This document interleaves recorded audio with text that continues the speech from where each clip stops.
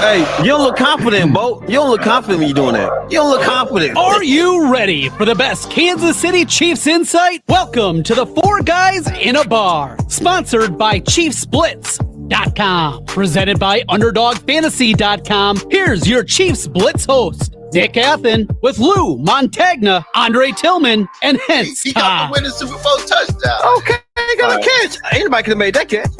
The Kansas City Chiefs select Josh Simmons, offensive tackle, Ohio State. You did it, man. Congratulations. Congratulations. Guys, y'all got it. Comic. Guys, y'all. I don't know what the trade details are. Hold on. Woo! They got Worthy. Xavier Worthy. Isn't that crazy? It's been 11 months since the Chiefs won the Super Bowl, and we're it's gone by so fast. Oh, it's time to piss straight off. Pull up a picture of 81. Let's do it. Let's do it. Here we go. Here we go. Rashad Smith. Rashad Smith. Let's go. There it is. The Chiefs have done their perfect draft. Dre's gone. I don't know where he's gone. Yo, welcome to the show. It's a Chiefs Blitz night. Breaking down the plays, keeping everything tight. From my homes to the defense, we can be the scoop. Real talk, real stats, be the ultimate truth. That's right, gang. We are back and better than our last show, we hope. You can see in your upper right there, sitting in for Nick Athen will be the Juice Kid, Anonymous Mango. Not anonymous anymore, baby. We're 3 years into this thing. But it's Red Friday, week 6. Week 6 got started last night with a bang in MetLife. We'll talk about that game a little bit as we move on here. But Mango, this is what third week in a row in the UK with NFL football. What's the sense of it around? What's the scuttlebutt around town? How's it going? You know, people are really loving it. I think it definitely feels like there's more of an appetite for it this year than maybe years prior. So it's nice to see, you know, people get involved with it who necessarily are fans of the sports and learning about it. So yeah, it's been great to see, and you know, it's always good to have the sport over in England. Now, do you typically see, is it just on game day, or do you see like jerseys of all 32 teams during the course of the week? You're out and about with your friends. Do you see like all the different colors and so forth from the different teams? I mean, unfortunately, I know they're not playing over here this year, but unfortunately, there is quite a lot of support for the Raiders for some reason over in England. Hey, they're global, man. They're global. But yeah, I mean, it's definitely not just restricted to the game day, especially in the leading up to it. I mean, all year round, to be fair, but definitely more so when, you know, it's game time over here. You do see you do see the groups of the jerseys around, which is always nice to see fellow fans of the sport. Yeah, it's awesome because, I mean, you only get how many, 3 games a year. You get the Jags, you know, at least one of those games every year. So, you know, the rotation is what it is. You're only going to get a few coming through there each year. So I think it's just cool as hell. It's almost like a Super Bowl look to it every time they have a game. So Broncos, Jets, I don't know how great a matchup that's going to be. Maybe the Jets show up and actually make it a game. But, yeah, so we continue with the international series. Got the Chiefs coming up on Sunday Night Football against the Lions coming into town. Let's keep that Honolulu blue out of Arrowhead. Can we do that this time, please? Please, can we do that? But, of course, as always, joining us, Hence Todd, Coach Andre Tillman, and, yes, your humble pinch hit host, Lou Montagna. So with that said, we want to thank everybody for joining in. We want to thank Ruben, Ken Sinclair, DS, who else? And Sam Pears. You know, we want to thank all you guys for coming in. So with that said, man, guys, let's get right into Underdog. That's right. Our friends at Underdog Fantasy Sports. Play now in Missouri. Play now, today. Sign up often. Keep playing. So you play higher or lower. It's really easy. You go in, you pick your favorite players, you pick your favorite teams, different situation, different props during the course of an NFL Sunday. Of course, there's other sports as well, but the NFL is dominating the calendar right now. So, yeah, pick your favorites, go high, low, play 5. If that doesn't work out, they get you 50 in bonus plays, which is a steal. Nick, you're entered into this lottery ticket that we're going to be giving away, a pretty substantial piece of memorabilia worth up to $1,000. So there's really nothing to lose. So if you haven't signed up, you haven't tried the game, go ahead, sign up, scan the QR code, use the promo code @Chiefs Blitz, and get yourself started. And you don't have to bet millions. $5 get you rolling. So let's go. As well as the Chiefs shop is open. This one item, there's more items there. This is like a featured item, if you would, because to me, I feel this is worth a hell of a lot more. You've got Chiefs Hall of Famers signed ball. I mean, this is encased, free shipping, all the perks. I think Nick offered it at $12.50. I think he'll still honor that. So if you really love Chiefs memorabilia, or somebody that does, or you're looking for a Christmas gift for somebody special that's a fan, you can't go wrong here. You really can't go wrong. I'm sure it's worth a hell of a lot more than that. And of course, we still have up until the 16th, I think you have to sign up for the Ultimate Ride, the DT Mercedes raffle here. It is to benefit the Third and Long Foundation. That was Neil Smith and Derek Thomas for children's literacy and some other things that they're involved in, as well as Duron Cherry's foundation. So $100, get you a chance at the car. Worst case, a little bit of a write-off for you. It's going to charity. So, full service here at the Chiefs Blitz, 4 guys in a bar. Yeah, we got everything for you, man. And with that said, we got the most, I know Chiefs too, but my most funnest game on the market. Fact or Coach loves it when absolutely loves it when you say that. So I appreciate it. Okay, here we go, gang. That's right. And you know what Hensley's talking about. It's Friday. It's Jackson Tap Day. I'm going to read a series of statements that are news around the league for the most part. 2 from outside of the Chiefs Kingdom, and then the last one usually is reserved for Chiefs Kingdom. And then you can kind of chime in the chat whether you feel it's fact or cap and kind of why you feel that way. So here we go. In the news, I mentioned it at the top, the Eagles-Giants last night. Eagles big favorite going into MetLife.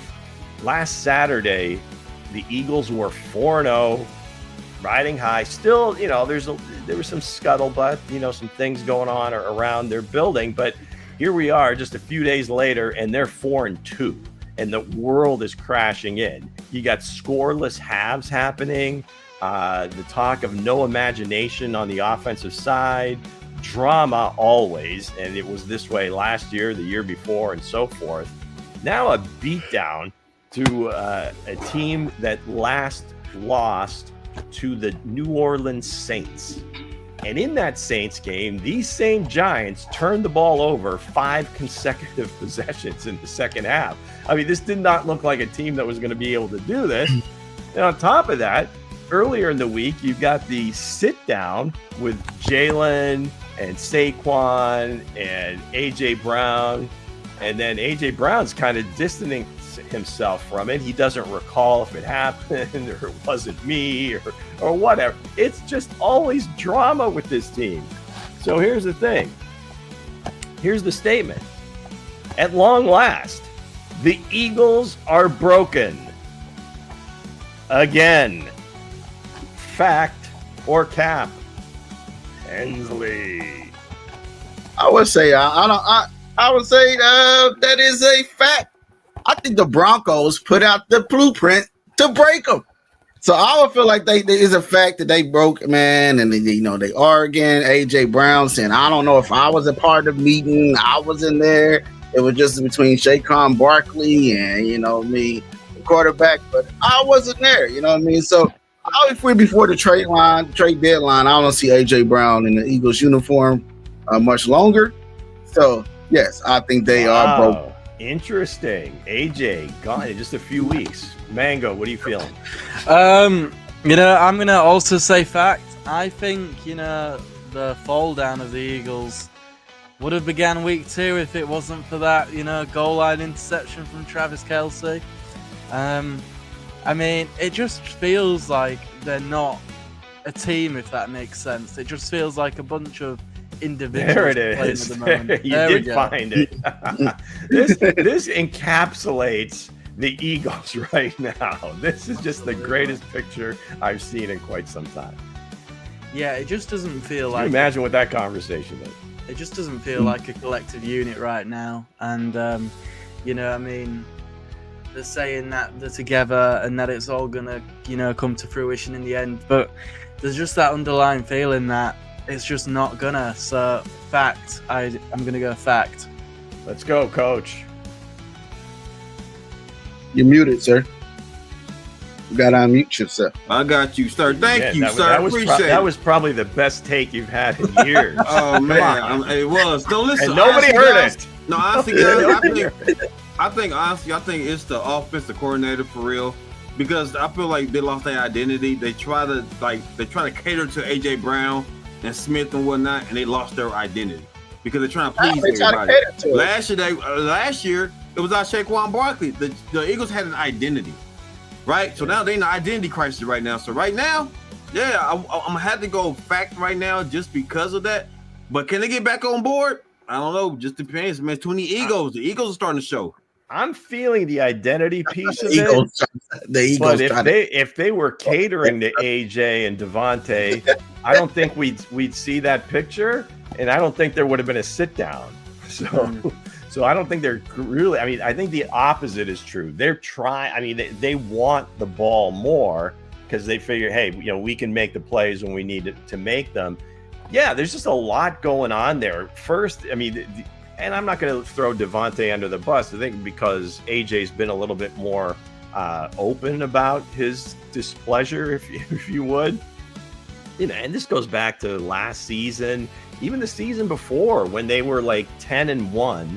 And it didn't look quite right. And then all of a sudden they just started losing games. I think they lost their last 6. They go into Tampa Bay and get the doors blown off them in the playoffs. Mm-hmm. Last year, they kind of turned it around. They were 2-2. And like you said, Coach, they didn't really know what their identity was. You had Kellen Moore up there, who was known as more of a throwing type offense. And I think he decided at that point, or it was decided for him, hey, we're going to lean into this running game. Now, the other thing is, Saquon was busting 50, 60, 70-yard runs on the regular last year. And they're not really getting that. You saw a couple of big plays last night. I mean, one with like 18 yards, 13 yards on the first possession, but then it kind of stopped. And Hurts, I don't know. I think, again, if you put the game on him, it does kind of go a little haywire, except for, of course, in the Super Bowl, which for some reason he kind of took over the game. So I don't know how to explain any of that. Let me ask you this, Lou. Is it exposing Jalen Hurts right now? Is it really exposing him? I don't think it's as a quarterback. Yeah, I don't know if it's exposing him, but they're awfully simple on offense. Any of the analysts, the guys that break down film and whatever, what they do is pretty basic. They might run about 15 plays. I mean, really, they only have about 15 different plays.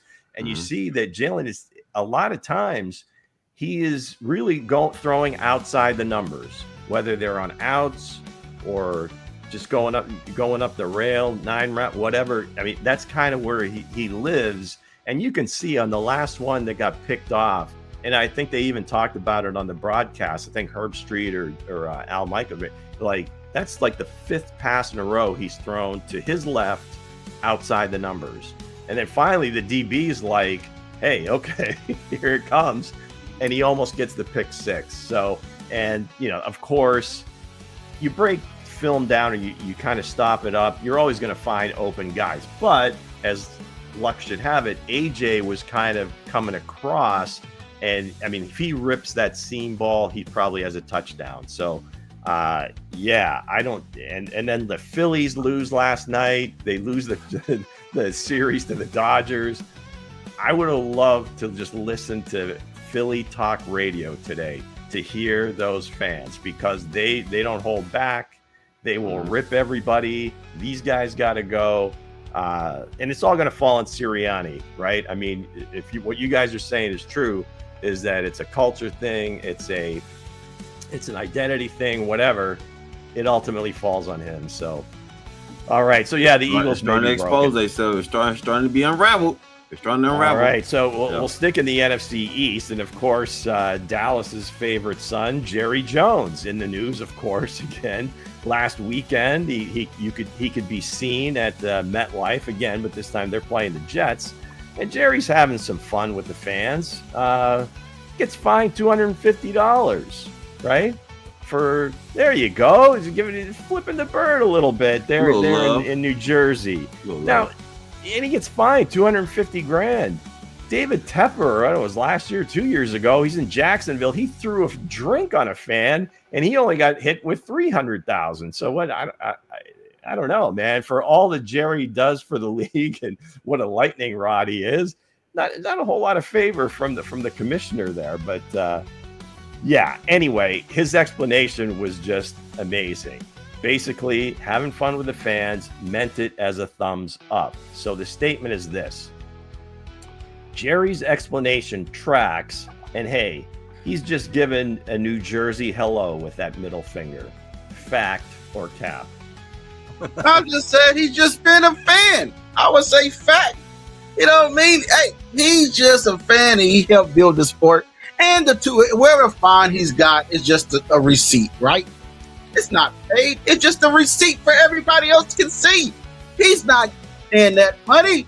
We all know it's just a receipt, but other than that, I would say, I don't think so. But I'll say with that said, man, hey, he just been a fan, man. Hey, he gotta enjoy the sport too.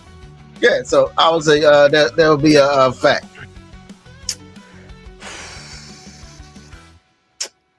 I mean, I find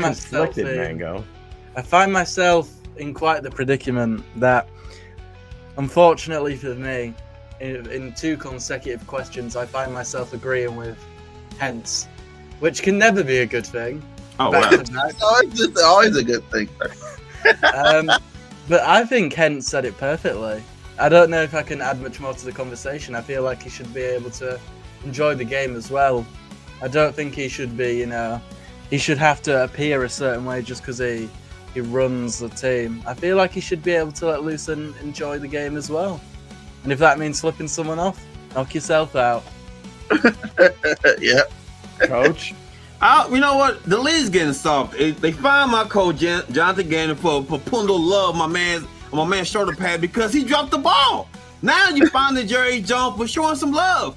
Man, what happened to interacting with your fans? What happened to interacting with your fans, man? It's called love. I appreciate y'all. Y'all flip me up, I'm going to give you the bird. But the Jerry Jones ain't nothing but chump change. It's pennies to him. We don't give a damn. He don't give a good damn. So, you know what I'm saying? I agree. It's fact. Money goes to charity. So money goes to charity. Everybody wins here. Jerry gets a even more publicity, so he loves that. Yeah, man. The money goes to charity.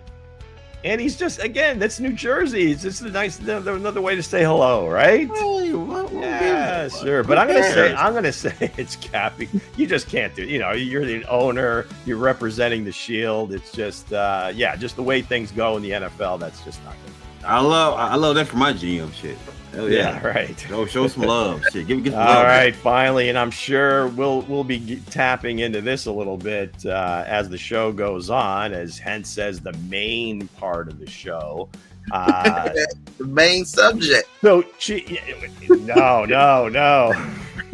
I already said it. You can't jump in and say it again. All right, so this is kind of I don't want to say a wake-up call to the Chiefs because they're not sleepwalking. But there's something needed here. You can't really put your finger on it. You talked a little bit about it with the Eagles, and to some degree, not the same way, but there's certainly something going on with our team and how they're not able to kind of finish these games they've been finishing over the last couple of years. So the statement is this. the Chiefs' so-called leaders, and we'll just say Pat, Trav, Chris Jones. There's other guys. Other guys are obviously, but Nick Bolton, you might want to throw into that mix just because of the position he holds on the defense. Can't understand him half the time what he's saying, but I know he means that shit when he means that shit when he says it. He means that shit. So I'm running through a wall with him. But the bottom line is the leaders need to pick up their play, show a little urgency, show a little bit more enthusiasm so the guys that haven't been around so long can understand what the standard is. Not just they're hearing it or what from the leaders. They need to see it from the leaders.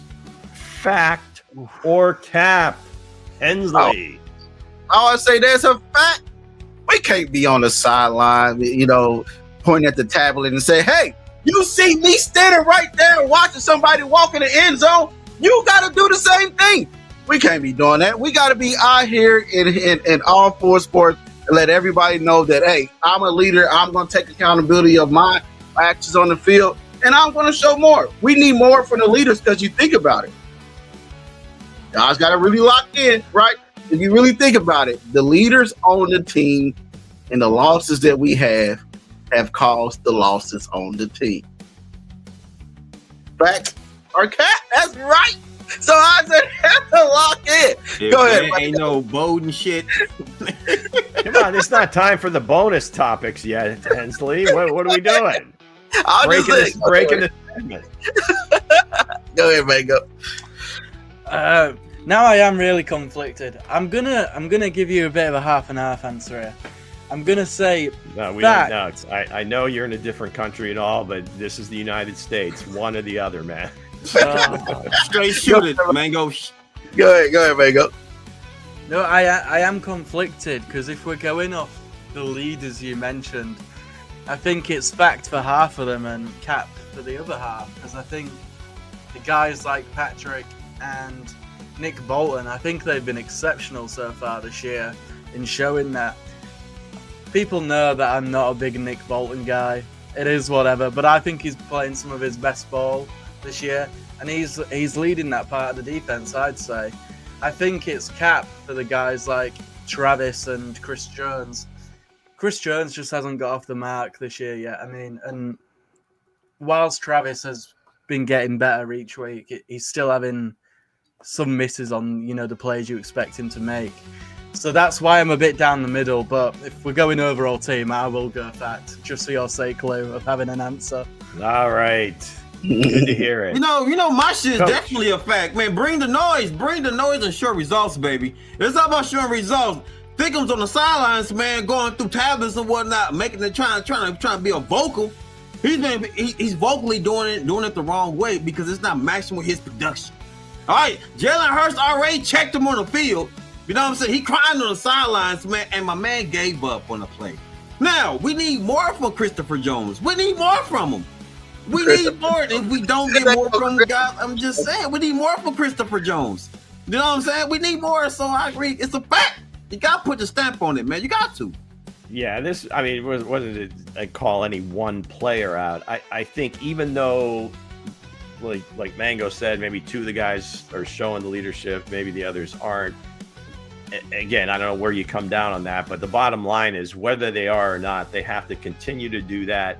And some of the younger players, meaning, and I've probably said this before, is guys that have been around that maybe aren't as vocal. Not necessarily you got to, stand on the bench and scream at guys, but just to kind of show it by your play on the field. Exactly. George, is Cuffs, guys from that draft class, because whether how young they are or whatever, that's the makeup of the team.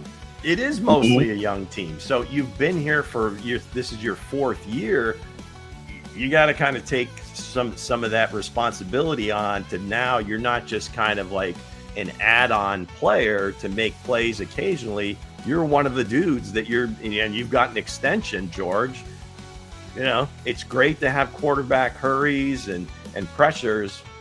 Got to finish those plays, get some sacks. So finish your meal. Let's go. More enthusiasm, more urgency. Yeah, Let's man. play. Let's go. Yeah, All right, right. gang. That's going to do it for this week's Fact or Cap. As always, brought to you by our friends at Underdog Fantasy Sports. Play now, play often, and play more. So with that said, let's get into the updates, Mango. Oh, my screen has frozen one sec. Go ahead. There we Well, go. from Matt Derrick, Okay. Chiefs coach Andy Reid stays or says, I don't know. He misprinted Take your that. time. So he You're good. says no injuries to report. X practiced and moved around well. Should be no restrictions or limitations. Christian Fulton is a wait and see, he said. So again, this is kind of the rinse and repeat for Christian Fulton. We have no idea based on what coach gives us. So, all right. So Charles Goldman of Gold MCT NFL Chiefs left guard Kingsley Suamataia on his confidence level. I feel great, blessed to be in this situation. The coaches trust me to play guard. Definitely a big improvement from last year. Big growth from me. Let's go, Kingsley. Confidence. Okay. And I'm not sure who this is from. The Detroit Lions could potentially be out 4 out of their 5 starting secondary pieces Sunday night. Arnold and Reed are definitely out at corner. Kirby Joseph hasn't practiced all week, and he's probably the most effective of all of them. And Brian Branch is right there with Kirby Joseph. So interesting that this is the situation, but yeah, I mean, this makes it all the more important. Chiefs should win this game. For the Chiefs to protect Patrick, because if he has time, he's going against a bunch of backups. It should be like prime time for him. The defensive line is still stout, though. I mean, shit. I'm just saying, right? Oh no, absolutely. They can still get after it. But they can still get after it. You know what I'm saying? That'll make the secondary delicious. If they can block it, if this line can block it up, Chiefs should eat on the back end. Exactly. I just hoping somebody scored. I ain't gonna get into that. Now get into it. Now say it. Say it. I just hope somebody. Is this a last call item? I'm just saying. I just hope somebody stuck to their score prediction. I just saying. Somebody said before they left off the show on Wednesday. Okay, let's not talk about people that aren't here. Okay? They said it was picking somebody, but we want to make sure they stick to their score prediction. But with that said, let's Nick Stradamus. I throw out a little message in our internal chat last night. I said, geez, it looks like the Giants are the Super Bowl winners, not the Eagles tonight. And of course, Nick Stradamus, who comes in hindsight 2020. Well, I said the Giants were going to win. I don't know who you said it to or what. I was like, he won again. The guy is like 100%. He's a money man. He's a money man. We love you, Nick. Come back soon. Come on. We love you, Nick. And shout out, happy birthday, Zell. Happy birthday, shout out, Zell. Big shout out, happy birthday. What's he, 10? 10, 11? 10. I think I'm going to 11. Yeah, 10 or 11. One. Okay. Yeah. Okay. So Double digits. Young man. Let's get into the show. I ain't gonna say it, but let's just try to answer some questions that have been puzzling Chiefs fans for this week, maybe. This is gonna be more the fill in the blank. So I'm gonna have you guys fill in the blank. All right. So this is a worksheet. So, it gives a worksheet. Are we, before we get started, are we limited to one word in this, or one word? It can be one word or one group, or Gotcha. Okay. It's just. Oh, this is gonna be fun. This is gonna be short a answer. Short answer. Okay, so you start out a sentence. Whatever. Okay, I'll start again. Here we go.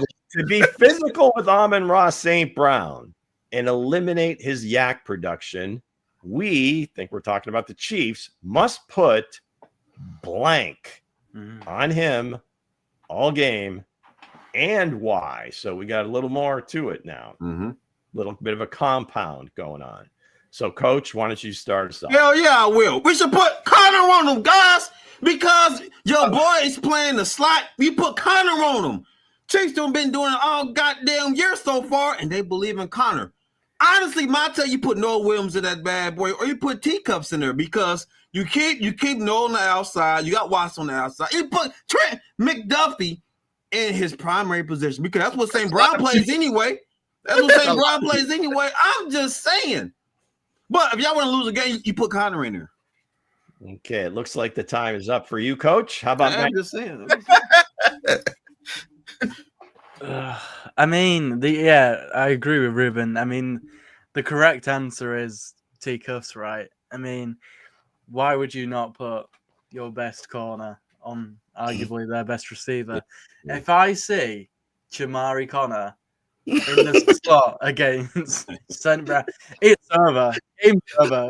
Congratulations, Detroit. Facts, man. I mean, I'm getting this sense we're not feeling too good about 27 right now. hey, I love him when he plays safety. He cannot be Yeah. a slot corner. Yeah, Spags I think the team's probably aware of that. No one has stepped up to really take the outside of having McDuffie play there. So yeah, it's a tough one. What do you say, Hence? I say you put Noah Williams on him. Noah Williams is the best corner on the team by Pro Football Focus numbers. You put your best corner out there. I know McDuffie is playing. If it's Sam Brown moving the slot, yes, he goes there. But you put that most physical man that's going to stop his yak yards. He's known for what? His yak yards after the catch, and he can tear you up. If Noah Williams is there, you put him on him, you lock him down, and you go from there. I'm gonna put my most physical guy that's shown right now on the field that he's physical. It's Noah Williams, the Golden Jacket Kid. Go ahead, Luke. All right, so what I say is we Chiefs must put Jared Goff on his ass, and that will stop him from really getting the ball to anybody. So it won't matter who's covering Amon-Ra St. Brown, okay? So that's what we're talking about, getting nasty here, both lines, taking charge, and throwing them around like a rag doll. Now, perchance they don't put him on his ass every single play. That's right. You'd like to see, and there's going to be a combination and so forth. I don't think you're going to say, okay, he's going to follow him the entire game. Now, there is going to be a time and there'll be certain calls, and there might be consecutive where Trent is following him. Because then the other part, okay, who's gonna track Jameson? Is it going to be? It's probably going to be Watts Island, or that might be where Noel Williams comes in because he's the longer guy. He's kind of like covering if JMO is the X receiver. Then I agree with you, Hence. But in terms of Amon-Ra, I think you'll see Trent travel with him occasionally, but I think just the greater point for me is pass rush. Damn, that's nasty though, Lou, because do we have faith in the pass rush right now? I don't know. Some breaking news from the Chiefs. Okay. Go ahead. There are 0 injury designations for the Sunday night game against the Detroit Lions, which is always good to hear. I'll be maximized on effort. That just tells me Mango wasn't listening when I was reading. So okay, great. Hey, what tell me is, man, it don't injury, but we got to maximize on the effort, man. We got to maximize on the effort, man. You gotta get golf on the ground. Gotta get him on the ground, man. Gotta get him on the ground. Everybody goes there. You also got to cue up that breaking news music too. Come on now. I can't find Diaper Boy in the All right, what's the barber say? Next. There we go. Go ahead. We haven't seen Diaper Boy in a minute. Though. All right, so to guarantee Chris Jones be dominant from the first snap, he must be aligned exclusively over the Lions blank. Man, do you guys remember the TV game show? Was it was it Match Game or something where it would just be the blank and there'd Jeopardy. always be some crazy Jeopardy? answers? No, Jeopardy. No. And why? Like again, a reappearance of and why. So you gotta explain it. Coach, I gave you plenty of time to think. You did. You gave me some love. You gave me some time. I'm gonna say, hell, line up anywhere. Shit, it doesn't even matter. Shit, line over anybody. It doesn't even matter, man, because he haven't had a sack in almost 4 games, and he went against the weakest offensive lineman. So, it don't even matter. You know what I'm saying? Like, just get pressure because you're Chris Jones. That's why. Just get goddamn pressure because you're Chris Jones, man. Because I don't know, guys. I don't know. It doesn't even matter. Just get pressure, man. Shit, a lot So of everywhere in the goddamn line. A lot of everywhere. Shit. You're everywhere. being paid to answer the question, Coach. No, I'm gonna be come on. paid to answer. I'm gonna do what you do, Lou. Everywhere, shit. Just get pressure on the goddamn person. We can't all do that. Come Hell on. no, but I'm saying it's just the honest answer, guys. I got Get you. All pressure right. from I anywhere. understand, Shit. yeah. I'm with Go you. ahead, Mango. I'm with you. 100%. I think, I mean, if Taylor Decker's not going to play, is that a rookie left tackle there then trotting out there? Yep.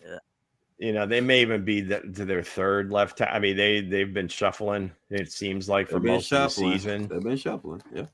I mean, I think you could put him at various points against their O-line, but if it's not Taylor Decker, I'd have him against whoever is the Lions' left tackle. However, Tate Ratledge is their right guard now.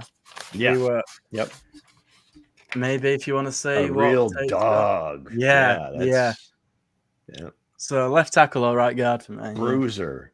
I would say you put him over the center, man. Put him back at his key position where he was dominating at, right? Where is that? He was in the middle of the field dominating. Now they put him at the outside, right side, got him doing all this. Put him right back at the D tackle position where he was dominating and let the other dogs eat, right? Because if the pressure is coming up the middle in Goff's face, he can't run, right? He can't run. So you put him over the center. Put him over the center and let him eat and let him cook all day. Then let everybody else come around the other side. If Goff is not going to run. So you don't need to be putting Chris Jones on the outside. You don't need to put him on the other side. You need to put him right up the middle, come right up the quarterback's face and let him eat. That's what he's been dominating at, right? That's what he earned his money at. That's where he earned his paycheck at. So you put him right back in his key position. Stop putting him on the outside, because every time I see him at the outside, I'm like, okay, this guy's not. I know he wear 95, but he's not Myles Garrett, right? So we're gonna have him lined up over here, moving over here, doing a crossover, trying to come down like Myles Garrett. No, put him where he eats at, right in the middle, and let him come out there and ball. Yeah, I think my answers is pretty similar there. Hence, I think the 3 tech is where he's earned his money. And I'm not going to say exclusively. I mean, I think when he does move around, maybe not so like every single play moving here, there, and whatever, because I think some consistency for him would be better. In other words, like I said, shading the center and the guard, either on the right or left side. I don't think he's going to line up as a nose, like right over the center, but I think shading between the guard and the center, either on the right or left side, whatever, however they want to do it. But occasionally you got to put him on the outside. Don't put him on Sewell. Just to change it up a little bit. But and as far as why, again, I mean, he even said it, and I think I mentioned this on Monday, is where he came. He said it was like my first sack from the 3 technique in a couple of years. So that might fly in the face of what we're saying here. But I believe that if he plays in there, he's going to take up a little bit more notice of the extra offensive linemen, and maybe hopefully George, Charles, Ashton, some of these guys start to win their matchups and get to the quarterback finally. So before we move on to the next question, Mango said that everybody practiced. So that means Amari, Mr. Parking Lot practice, correct? He did, yes. Oh, thank God I get to see my guy out there. So let's go to the next question. It is fill in the blank. Oh, and you know it is. Shock. Okay, Aiden Hutchinson, Michigan man, is the biggest threat. If we commit a player to chip/block him all game, it must be blank. And why? And why is making a big run today? So basically, he's saying that what player is going to chip him? Man, it's going to have to be Hunt. It's going to be a Kareem Hunt. Will have to be Pac to help out. Maybe a tight end to help him, because like I said, that man is number 1 guys in the league, the number 1 defensive end in the league. Aiden Hutchinson has been dominant, and your boy Taylor gonna get pushed. I can feel the penalties in my spirit. So here's the thing: it's gonna come down to the running backs, ladies and gentlemen. The running backs are gonna have to help out. It's gonna come down to the backs, man. I'd put Big Bob Tonyan on him. I mean, he's just a dog, innit? Yeah. I mean, I mean, he's when he's been out there blocking, he I don't think he's whiffed on one yet. He's looked really competent out there. Let him at it, Big Bob Tonyan. This is his time to shine. It's gonna put him on the ground. You heard it first. I have to say, man, do what you did against the Ravens, right? When they had an extra offensive lineman coming out there as a fullback, you put your biggest guy out there, one of your biggest guys out there, and Wanye Morris. I say be Wanye Morris, right? An extra man, available guy, do this, coming in, available guy, just to be chipping, right? An extra offensive lineman, get Patrick Mahomes time. Like Mango put out earlier, they safeties are out. Most of their safeties are injured. So, hey, you give Patrick Mahomes more time in the pocket. He's not getting a rash. Hey, you put an extra offensive lineman out there. You are not coming like that. I seen the Green Bay Packers did that to us when we played them, right? But they had an extra offensive. It was the Chargers. The Chargers did that too. They had an extra offensive lineman out there, and it was another guy. So he came in as a fullback. Then he came out to chip Chris Jones, and he came out and said, geez, that's amazing game plan there. Hey, I'm going to use the tight end. Former defensive line. His arms are too small, hence. No, I ain't. So I just say he just did a chip. How you gonna touch him? His arms are too small, man. I mean, I get the scheme though. I do. I'll go with that.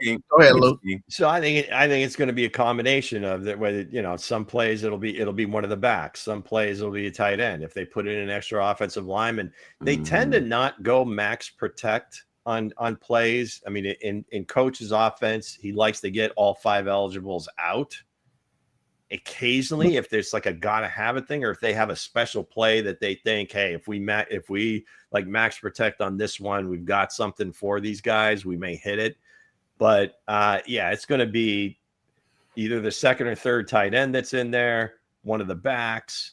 So I don't know that it's going to be one specific guy, but I think Noah, Bob Tonyan, exactly. It'll be Travis. It'll be Travis. Sometimes it'll be Pops. It'll be it'll be Kareem. So but that's the guy. You can't let him wreck the game. All right. Speaking of the game, let's give our keys to victory. Luke. What are the Chiefs' 3 non-negotiable keys to victory? These are written in stone to dominate the Lions, not just win, dominate. My keys to victory, ladies and gentlemen, is short and sweet. I've been thinking about this all morning. Three. Avoid 3. Also, basically, give 1. It said 3. No, go. Okay. So 3 each. Here it is. 3 each. Fucking hell. Avoid the penalties. Avoid the penalties and cut down on turnovers. When the Chiefs avoid penalties, they win. The majority of the time, they win the game. You cut down on turnovers, man. Mahomes, every time you make a key turnover, man, the Chiefs loses the game. We know about the Eagles, right? We know what happened in Jacksonville. You cut down on those turnovers, and the Chiefs easily win this game. Easily. Yeah, they've only also go at A.D. twice Hutchinson. I'll also get some help on A.D. Hutchinson too. Go ahead, Mango. Gonna keep it short and sweet. Protect Mahomes, number 1, most important one. I'm gonna say stop Gibbs and Montgomery because those two are deadly. Number 3, special teams, get your shit together. Yeah, I have to say I agree with Mango. Special teams, man. Number 1 for me is special teams. Skilter's last game. We got to get it together. You had big kickoff returns getting called back. You had multiple penalties to put in the offense and back in no man's land. And then number 2, man, the red zone turnovers, not just for Mahomes coaching. You at the 1-yard line. If you find yourself at the 1-yard line, you put in not even Kareem Hunt. You put in Josh Simmons as running back. Let him maul up the middle. Let him get in there and let him get his first big man touchdown, right? Against the Detroit Lions. And number 3, you got to give Mahomes the ball more. If you're going out there to get the sack, right? Goff can't move. He's not Michael Vick. He's not Josh Allen. He's none of these running quarterbacks. If he can't move, you do the old Tomahawk Lee, right? Chop at the ball. Chop at the ball. Show us what Tomahawk Lee showed you, George. Show us what he trained you to do. Chop at the ball. Go after it. So that means that's the 3 I have. Special teams, hey, get in 1-yard line, coaching. You can't get cute, get the score, And other than that, man, hey, you got to get the turnover battle, right? You got to win in the turnover battle. If golf is standing there and it's standing statue, you take the ball away. Go ahead, Luke. All right. So I would say first, defensive special teams head on a swivel. This team is known for their gadget plays on offense, gadget trick plays, whatever you want to call them, and then fake punts.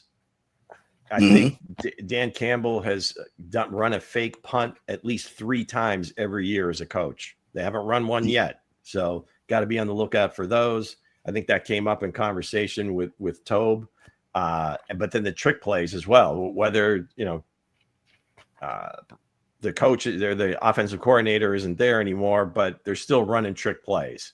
So those are the things that could get you beat, especially, if you're not getting turnovers from them. I'm not too worried about the Chiefs turning the ball over. They've only had 2 turnovers the entire season. I don't know of any team that has had less than that.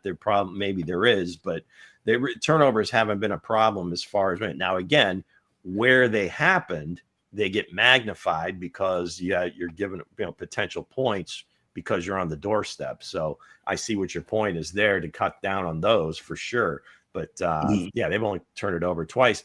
And then offensively, we saw a couple. I mean, I've been calling for these. I think other people have been calling for these too, is more power run scheme. Because if you've got Pops in there, you've got Kareem Hunt in there, you're probably not going to do too well with some of the zone scheme runs. It's just not, it doesn't really help them. Now, Kareem, when he was younger, he was great at it. No problem. I mean, kind of like pick your way, find your hole and go. When they were getting up on these guys, like double team blocks coming in with Kingsley and Creed running up in behind him. That's when Pops made hay. So I would say let's do more of that. Yeah. So with that said, guys, we're going to get into our score predictions. Have some stuck to their guns, or some have not. We will.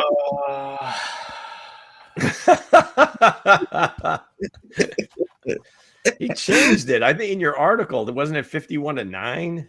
Nick got an in and in a tie. He said 30-30. Oh my God. That's blasphemous than the 51-17. He can't pick together. Mango got a 34-30. Dre have a 30-14 Lions. Mango 31-17. And me, I think this is going to be a statement game for Sunday. Hey, and the safeties are out. 51-17 Kansas City Chiefs. Every week. He changed it. Don't ever change. Stick with it's a blowout every week. Hey, I told my wife that. I said, hey, it don't matter what. Until I die, my last words going to say Chiefs to the Super Bowl. Chiefs by 50. No matter what. But see, no matter what. I think I said it on Monday. I don't think it really matters who they play. So they say, well, like Detroit's coming in. I don't think it really matters who they play, right? If they play their game and don't have like these massive penalties, they're going to win. Exactly. They're going to win. Exactly. And I know, the national narrative is, they're slowing down. They can't win these 1-score games anymore or whatever. But they're right there. That's just it, is that it is just that this was off or that was off. And you don't want to be in that position. And that's kind of where they're at right now, is that they get in those positions. And if you're in those positions enough, you're going to lose some of those games. It's just plain and simple. Had a hell of a streak in 1-score games. But it's just like rolling the dice or hands of blackjack. You may win like 10 in a row. Those losing hands are coming. It's just a matter of when and how you position your money on the table. So I'm gonna tell you another thing, Lou. If you look at the personnel for the Detroit Lions, Williams, he's the fastest guy. When we talking about St. Brown, like who gonna match it with that speed when you don't get pressure on golf? All their offensive. That's what I'm saying. I think that's what I'm saying. It's like if you don't get pressure on golf, man, I don't think nobody can match it with that speed. Hence, you know how fast this guy is. One of your guys. Then you got Gibbs, another gold jacket from his Gibbs. He got another gold jacket, so it's gonna be great to see what the linebacker is gonna do to cover Gibbs on the outside, man. When they split them open, when they split them out, so we're gonna see, You know what I'm saying? What these guys are going to do. So it's going to be an interesting game. Spags is going to have to be, have a great plan. He normally does. I'm sure. I mean, now every call is not going to work. Just sometimes. I mean, the other side gets paid too. Tesla, my guy's going to be out there too, man. My guy going to be out there too, man. I forgot about Tesla too. Yeah, that's my guy out there. He's been slowly but surely picking up steam for Detroit. So you know what I'm saying. Who are we talking about? Isaac Tesla. Oh, Isaac Tesla. Yes. That's my guy. He's been picking up steam, man. Yes. He's been quietly picking up steam for D-Town. So, yeah, I mean, obviously, there's no doubt that, Amon-Ra is one of the top. I don't know. I mean, as far as all around wide receiver and just basically a dog out there, he's got to be like a top 5 receiver. I mean, he's the most underrated of the top receivers, just I think because he's small, but he catches everything, gets yards after the catch, will block and everything like that. Jameson Williams, again, he's a little bit more hit and miss. I mean, if he's getting a long ball here and there, so it's not like you don't pay attention to him because he's going to burn you. But we'll see, Dame. We'll see. Yeah, so the key to getting the pressure on Goff so he doesn't get comfortable. That's all it is. He's able to survey the field. That's really going to be more important than who they have on whom, because at any given time, somebody's going to get beat by one of these great receivers. Again, a lot of people ain't talking about either. Is Goff is 2-0 against Patrick Mahomes. He is. I believe. If I go back to the show a couple shows ago, I think I'm the first one to say gonna get beat by D-Town. Remember Chris Jones said out that game? I said I got Detroit get it. So I've been pretty good with the Detroit predictions. He'd be the first to go 3-0 against Patrick. Yeah. I appreciate it, guys. So I don't see that happening. You know what I mean? I like I said, I know my scores be ridiculous, but hey, I actually see this. I would put my house on a line that I bet this score would be 51-17. Kansas City Chiefs. You'd be one homeless podcast producer, man. It'd be podcasting from a parking lot for real. I'm trying to think of one time the blowout came true. It was almost with the Baltimore Ravens. He almost came. I was 1 point off. What did you have, like 45? Yeah, 45. I was 1 point off. I was close. Well, 11, but yeah, man. Or no, 8, because it was 37-20. Yeah, the final. Yeah, they let off the gas. But hey, I think Andy Reid's gonna have this team well coached, ready to go. Like I said, lock in. They got to lock in because hey, the season is on the line. Would you all agree? This game, the season's on the line. This is a 3-game homestand. You don't want to go down anymore. You know what I mean? Then you got the Raiders coming up, and the Raiders could be a surprise like they did on Christmas. Like everybody thought the Chiefs was going to whoop the Raiders, but they was a surprise, right? They came out of nowhere. So you want to come out here, you want to give yourself some lead room, and I feel like the Chiefs is going to have over my dead body type of game from all of the players, not just Patrick Mahomes, for Chris Jones, all the players, because that was embarrassment. I thought we had the most embarrassing game. It turns out the Philadelphia Eagles had the most embarrassing game as well. So both Super Bowl teams had the most embarrassing games of the year, and I feel like Kansas City Chiefs on Sunday night has the time to actually bounce back. Time out. Hold on. There it is. Coach knows exactly where this is. I know exactly where you're about to go. I'm pretty sure. I know exactly what you're about to go. I know. The embarrassing game of the year happened in the desert. Oh my God, that hurt my soul, boy. I was hurt. That was epic. That might be the most embarrassing loss of this century, right? Because Lou, think about it, Lou. Because we dominated every category in that game, and then you fumbled, you got the ball. You start that's kind of what I think. That one play just kind of started that was like the domino because he scores there. It's going to go to 28-6 if they kick the extra point, and they're dead. I mean, they're just dead in the water, and not so much. Man, that right there, that was that hurt. Man, that hurt. The way we lost that game, it hurt. Yeah, I definitely would say that. DS said he agreed with you, Lou. Pac looked good running out the power game. They're not going to do that all the time. The other thing too is that you notice how much they're in the shotgun. That's the other thing that I would try to change a little bit. Is more under center. Yeah. and maybe some more play action off of it, because otherwise it's almost like you're almost telling the defense, here's what's coming. Now, again, the Chiefs do all sorts of different things to keep you confused and keep you guessing. But I just think that would be such a powerful tool for Patrick to have, and to really, one, help the running game, two, maybe use his cadence a little bit too to get some cheap calls, because he does. There's nobody other than Aaron Rodgers that loves himself a free play more than Patrick, right? Yeah. And it's hard to get those if you're in the shotgun. But just the play action pass, I think slows down that pass rush. That can help. Now, again, the offense is going fine, but it just seems like where the talents of these particular running backs is in that power scheme versus the zone calls. Now, if the package for Brashard, I think he probably fits the zone scheme a little bit better. So maybe you get him involved in that a little bit more. And his snap count has kind of. I think honestly, if you look at the pass rush for real, I think you run the ball, create play action pass, slow down AD Hutchinson. You slow that down. You know what I'm saying? Because you want to just go out, step back, and have a bunch of the drop backs and whatnot, because you got to slow them down. And with the run game, you establish the run game first. They don't have to be as dominant, but do just enough to slow them down. And I think Patton will be fine, because, again, the secondary from Detroit is depleted.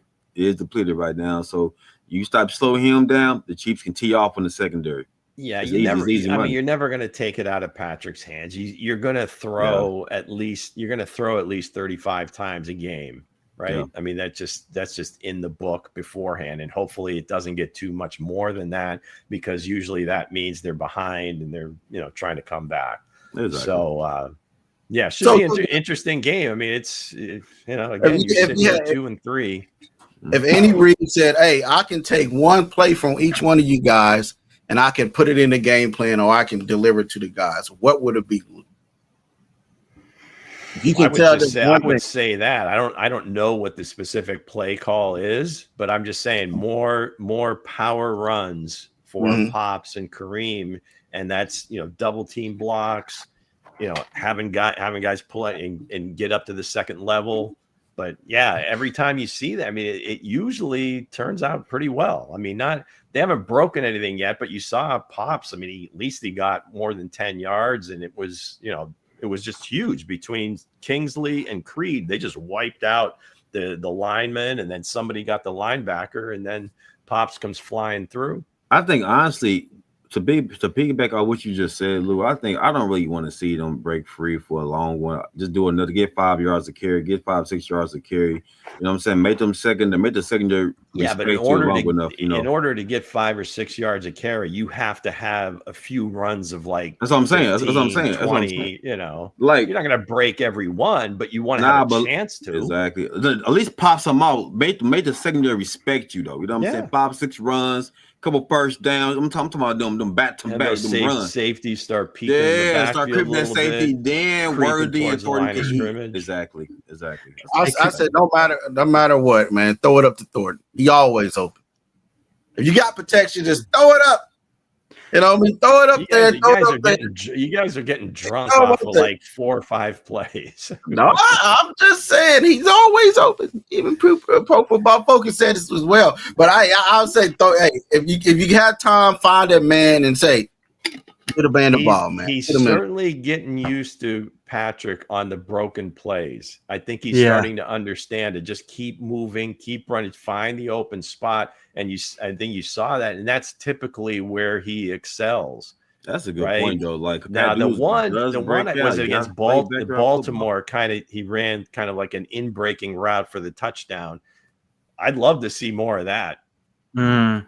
But the bottom line is, again, I've been saying it, broken record. If we're going to run Pops and Kareem, let's run some power. Not every time, but let's run more power and more under center stuff. Yeah, because you don't want to be too complacent, since, like I said, the defense coordinator, they pay attention to what you're doing. You keep doing the same shit, they're going to be predictable.